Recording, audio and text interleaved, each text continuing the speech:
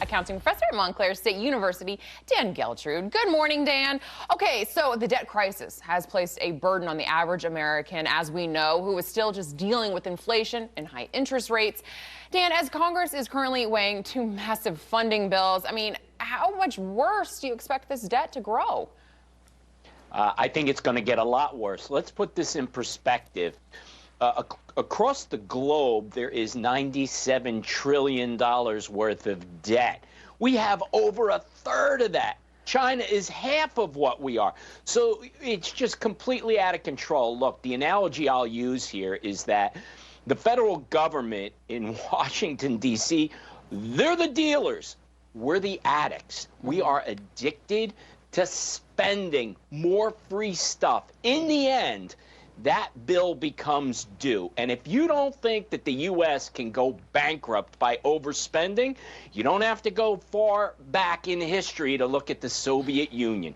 Eventually, you run out of money. Absolutely. Fantastic points there, Dan. How about this? Some bad news for tech CEO Elon Musk, whose electric car company Tesla was just overtaken by China rival BYD as the most popular electric vehicle producer. Dan, Musk once scoffed at the idea of the Chinese company being a competitor, but it is now dominating that playing field. Can Tesla or any American car manufacturer remove China from its throne? Well, let's start with this. Competition is good, and the problem with the EV market, particularly with Tesla and some of the other U.S. companies, is the cars are just too expensive.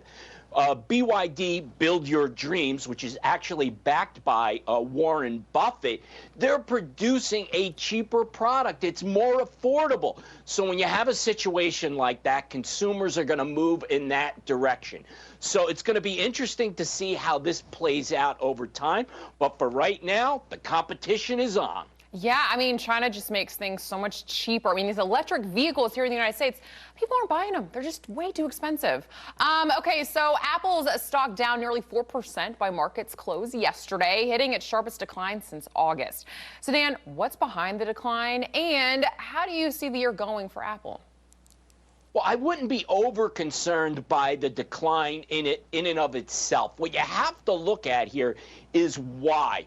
And the problem is that primary product, that iPhone, it just isn't getting better. Okay, they put better cameras in each generation, but in terms of advanced applications, they're just not there. So the market is softening for iPhone and other products.